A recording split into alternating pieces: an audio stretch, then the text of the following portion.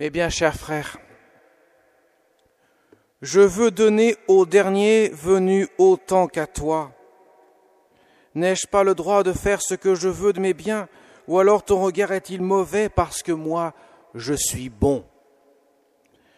Nous dit Jésus dans l'évangile de ce dimanche, nous contons une parabole qui manifeste avec clarté ce que nous sommes. Premier constat, pourrait-on dire, première constatation que nous pourrions avoir, c'est que Jésus ne ferait pas un bon syndicaliste, parce qu'il donne autant à ceux qui travaillent peu qu'à ceux qui ont enduré le poids du jour. Et évidemment, la première réflexion de l'homme, c'est de dire, c'est injuste, le maître est injuste parce qu'il donne autant à celui qui n'a rien fait de la journée ou quasiment rien, qu'à celui qui a enduré le poids du jour. C'est considéré donc comme une injustice. Et pourtant, nous qui avions commencé la première heure, nous avions bien dit, Seigneur, nous sommes d'accord avec un denier, une pièce d'argent, il n'y a pas de problème. Et voilà que Jésus nous dit, mais mon ami, nous avions convenu le salaire de la journée. Pourquoi prétends-tu que je suis injuste puisque je t'ai rendu justice, je t'ai donné ce qui était prévu, ce qui avait été conclu. Si je veux donner autant à l'autre qui n'a rien fait, quasiment rien, pourquoi me traites-tu d'injuste alors que je suis au contraire bon et généreux avec celui qui a très peu travaillé? Le Seigneur veut renverser la considération des choses et il y a effectivement un sens profond à cela. Mes chers amis, la vigne, vous l'avez constaté, vous le savez très bien, c'est le mystère de l'Église. Le Seigneur appelle sans cesse, dès leur plus jeune âge, les enfants à le suivre.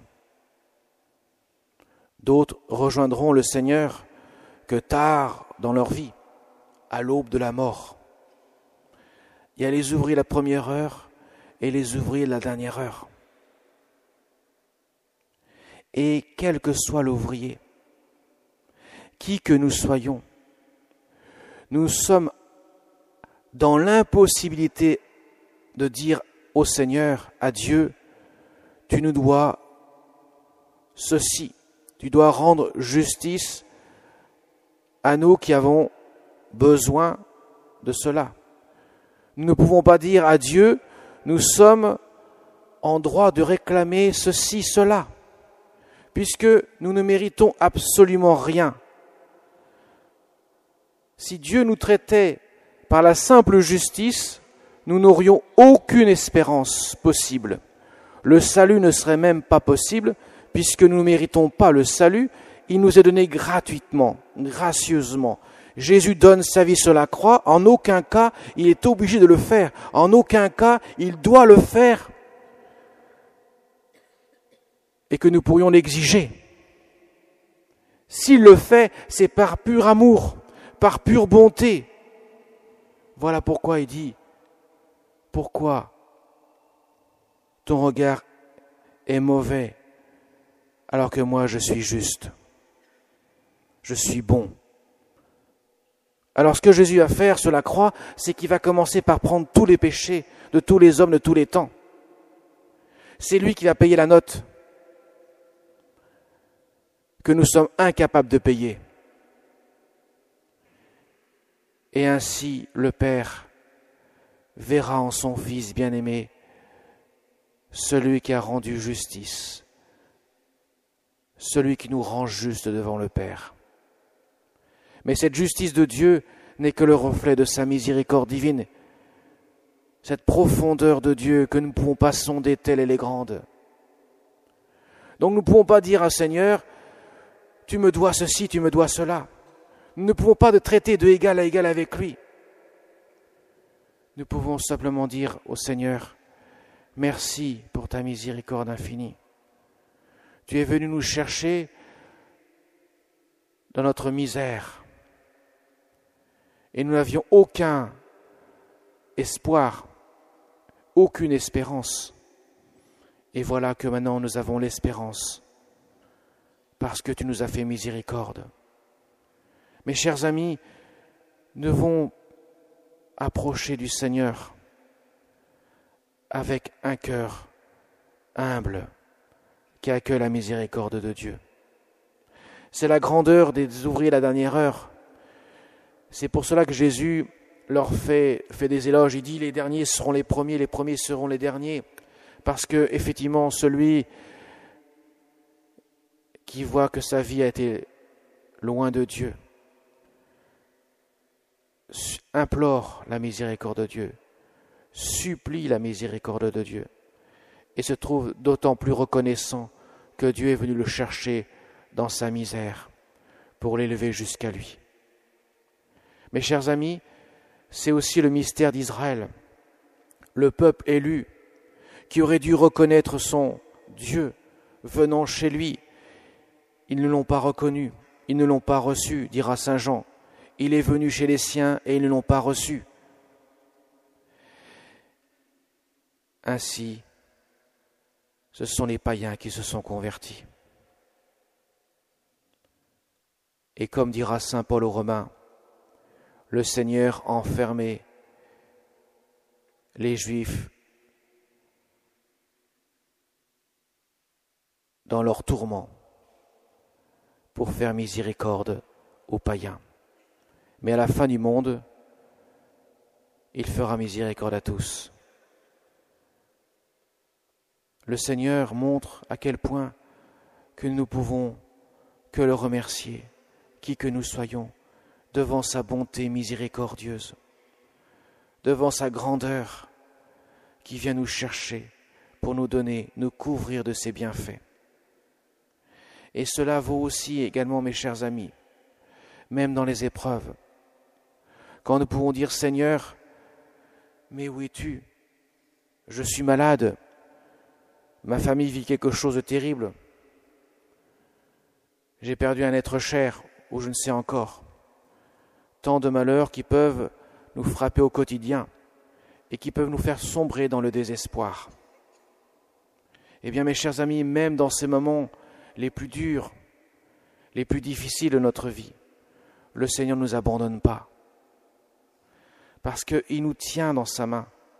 Alors certes, il ne nous montre pas son action. Il ne l'a fait que il l'a fait resplendir que lorsque nous avons foi en lui, lorsque nous avons une confiance inébranlable en lui, lorsque nous disons Seigneur, j'ai confiance, je crois dans ton amour. Même si je ne vois rien, je sais que tu agis. Mes chers amis, c'est tout l'objet de la foi de la Sainte Vierge au pied de la croix. La Sainte Vierge Marie au pied de la croix, dans ce mystère de contemplation, de méditation qu'elle entretenait avec son Dieu, lorsqu'elle voyait son Fils bien-aimé cloué sur la croix, lorsqu'elle voyait son Fils martyrisé,